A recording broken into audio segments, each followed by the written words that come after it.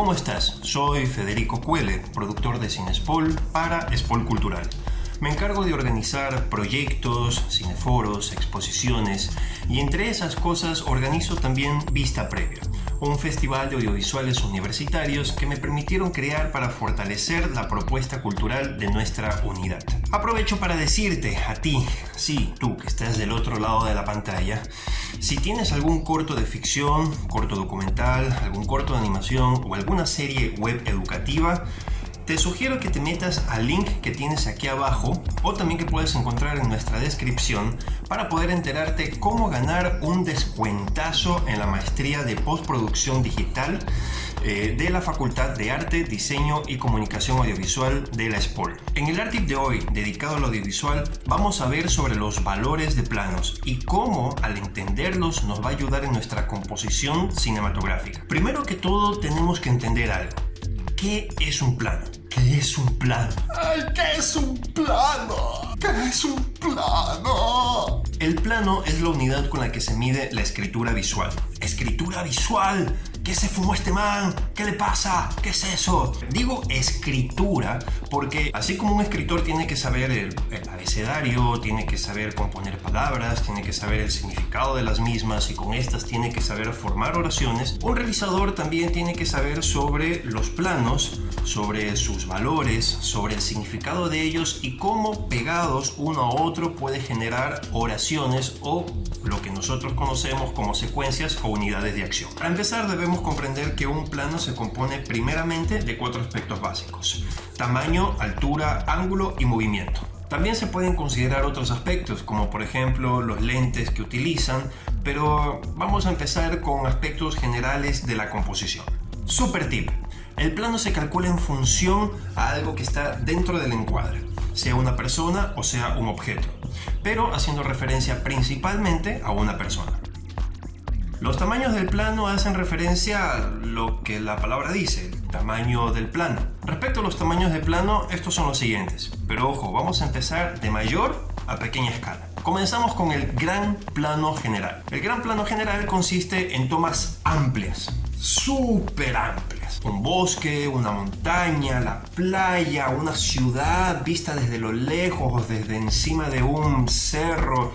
¿Para qué sirve? Porque son importantes ya que nos ayudan a ubicarnos en un ambiente, en un espacio. Pero principalmente lo que nos hacen es dar esa referencia de una totalidad, de ese macromundo en donde se va a desarrollar una historia. El plano que le sigue es el plano general. Es también una toma amplia, pero a diferencia del anterior, se enfoca en un aspecto particular de esa generalidad, de esa totalidad que fue anteriormente presentada. Es decir, si han visto en una película cuando empieza así con la toma grandísima de la playa y después nos vamos acercando a una casa para enfocarnos o decirnos de esa totalidad, nos vamos a enfocar en esa casa. Ahora, ojo, también puede el plano general funcionar dentro de los espacios. ¿Qué pasa si desde afuera, listo, tenemos un plano general de la casa para ver la casa en medio del escenario? Pero ¿qué pasa si nos vamos dentro de un espacio donde no hay personas, donde lo que importa y donde lo que nos interesa es que nos muestren el escenario, el lugar? Entonces también es un plano general del espacio. Hace entonces referencia tanto a un lugar amplio y general en exterior como a un lugar amplio en interior. El siguiente plano en la lista es el plano entero. Ya a partir de este plano se puede decir que empieza a generarse una suerte de acercamiento hacia objetos o personas en particular. El plano entero capta a la persona de manera entera o al objeto de manera entera, desde los pies, desde la plantilla de los pies hasta la cabeza, un poquito arriba de la cabeza. Super tip: uno de los aspectos a considerar dentro de los planos profesionales para cine o para televisión es precisamente el cuidado que se tiene al dejar aire encima de la cabeza y debajo de los pies. Por lo general no se deja mucho aire, se deja muy poco espacio y en muchas ocasiones, si te das cuenta, cortan la coronilla. Esto porque se tiene cuidado respecto a la presentación del personaje frente a pantalla. Pero ojo, no siempre tiene que ser así. Todo depende de cuál es la intención narrativa detrás. No es que no se pueda dejar aire por encima de la cabeza o por debajo de los pies, pero no nos olvidemos que en cine, en general en el audiovisual, todo lo que nos presenta en pantalla tiene que tener una función narrativa. ¿Cuál es la intención de dejar espacio encima de la cabeza? El vacío existencial del personaje, demasiado aire en su vida, quizás hay demasiado espacio en su ser. Plano 3/4. El plano 3/4 es un plano que ya nos invita a invadir el espacio personal del personaje. Mientras el plano entero mantiene una distancia todavía como tipo zoológico, así viendo las cosas un poco a lo lejos detrás de una vitrina, el plano 3/4 ya se enfoca directamente en el individuo o los individuos. También es bastante recurrido este plano para hacer tus shots o planos en donde hay más de 2 o 3 personas. También se suele confundir con el plano americano. Plano americano. En el cine western, las armas empezaron a cobrar bastante protagonismo, las pistolas que estaban enfundadas, y los enfrentamientos entre los cowboys y los forajidos, los indios, el mal versus el bien y viceversa, demandaba un plano en especial, un plano que permitiese ver al individuo, al actor, junto a su arma. Entonces, por eso inventaron el plano americano. Un plano que va hasta la mitad de los muslos, quizás un poquito arriba de los muslos. Plano medio. Es el plano de la proximidad definida. Es el inicio de un diálogo. Se parece muchísimo a ese momento en el cual tú estás conversando con una persona de frente y la ves desde la cintura para arriba. Partiendo de la teoría de Hall que se refiere al espacio personal, el primer plano es un acercamiento a la persona, un acercamiento al ser. Primer plano. Es definitivamente el plano de la intimidad. Es un plano que nos ayuda a captar las emociones y las expresiones de los personajes en determinados momentos. Esto nos permite entrar en su cabeza, en su psiquis, comprenderlos y por ende nos ayuda a relacionarnos mejor con ellos. Bueno, no nos olvidemos que las historias que estamos construyendo y produciendo y filmando y grabando son hechas para que alguien las mire. Tenemos que construir personajes creíbles y el primer plano, bueno, según Hollywood, nos ayuda a entender esto de aquí. Los primeros planos fueron dedicados, curiosamente, al erotismo y al horror. Primer plano corto. Es casi lo mismo que el primer plano, pero más potente. Primerísimo primer plano. Es el plano que Gilles Deleuze llama como plano pulsión, porque nos permite comprender la situación, pero al mismo tiempo la resolución de un personaje en determinado momento. Si un personaje se encuentra en apuros, se encuentra en aprietos, se encuentra en una situación crítica, ese plano nos permite comprender el estado en el que está y al mismo tiempo la resolución que toma, si es que la toma. Plano de detalle. Es un plano que nos ayuda a reforzar un aspecto muy reducido de una gran totalidad. Acabamos de ver los planos que sirven en relación a un individuo y esto es algo que tenemos que entender. Un plano sirve en función principalmente a las personas, como ya se dijo antes. Por eso las referencias para medir un plano son siempre la cabeza y los pies en relación a los ojos. Pero, ¿qué pasa en relación a los objetos? Para estos se hace referencia a dos tipos de planos, de los que ya hemos mencionado. Plano entero, que sirve para captar el aspecto entero de un objeto. Plano de detalle, que sirve para captar un aspecto particular o un detalle de un objeto.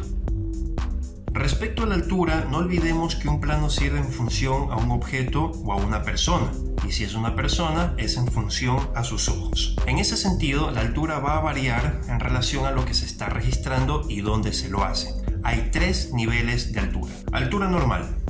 Se dice altura normal a la cámara que está a la altura de los ojos, pero esto es bastante relativo. ¿A la altura de los ojos de quién? La Academia Ortodoxa sostiene que la altura normal es de 1.75 metros. Pero, ¿qué pasa si en una sola escena hay una persona en silla de ruedas, otra persona con enanismo que está de pie y otra persona de pie de 1,85 metros de altura?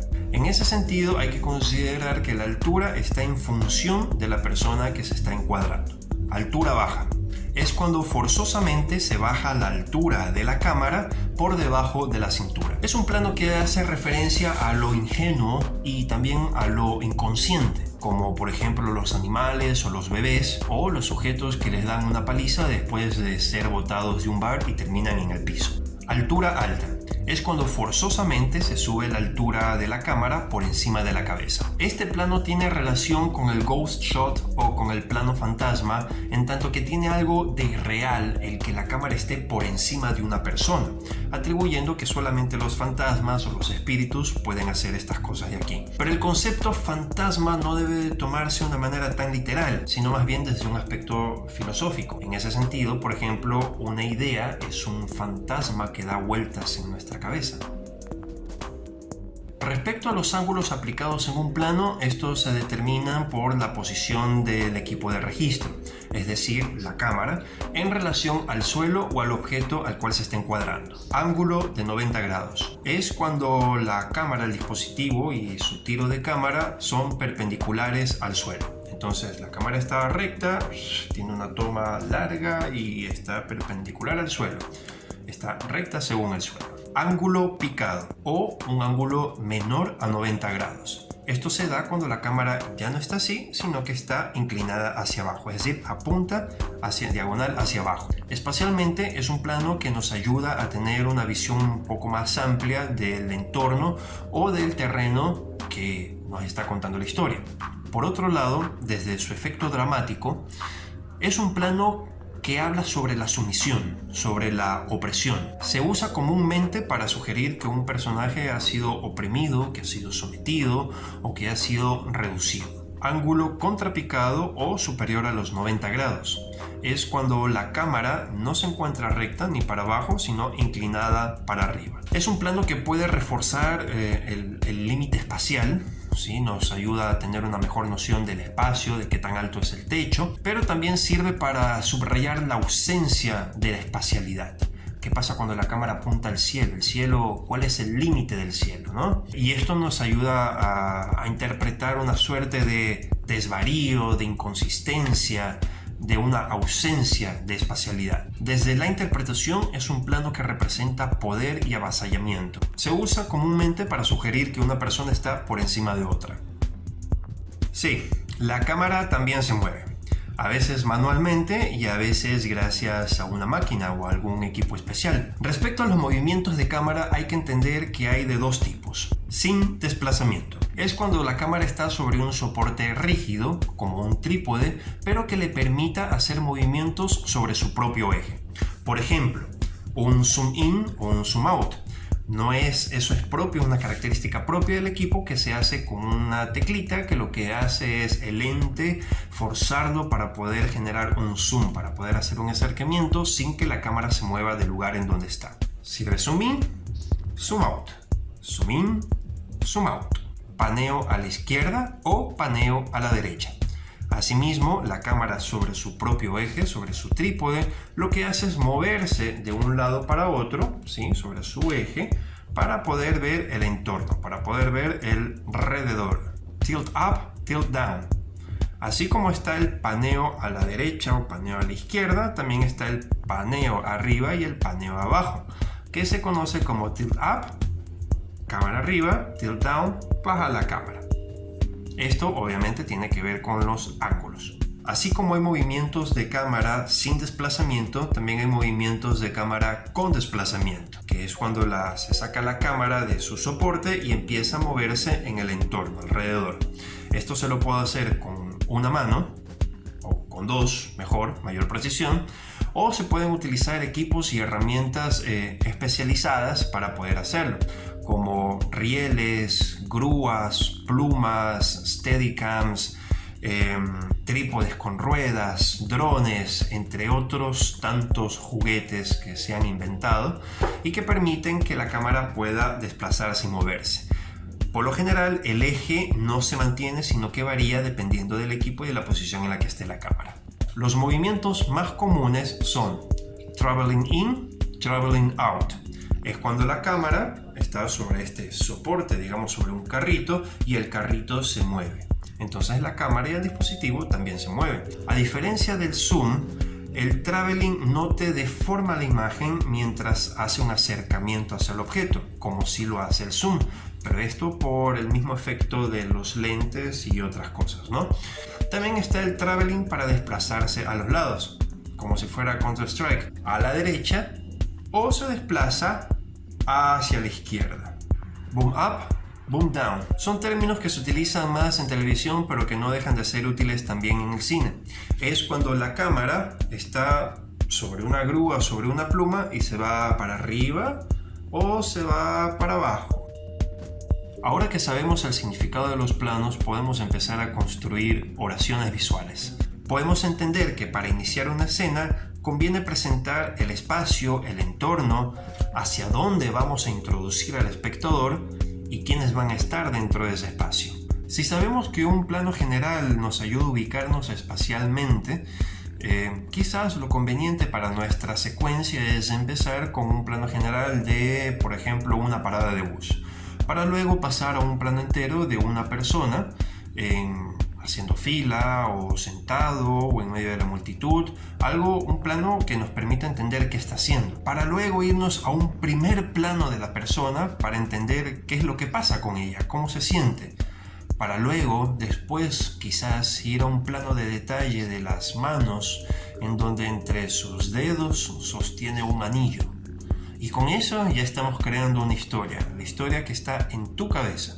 Pero si te das cuenta que con esta secuencia de planos hemos logrado construir una oración, algo que nos permite entender de un macromundo qué sucede en el micromundo de ese ser, de ese individuo que está en esa parada de bus, haciendo fila, sentado, parado, con un anillo entre sus dedos. Recuerda, los planos tienen un significado.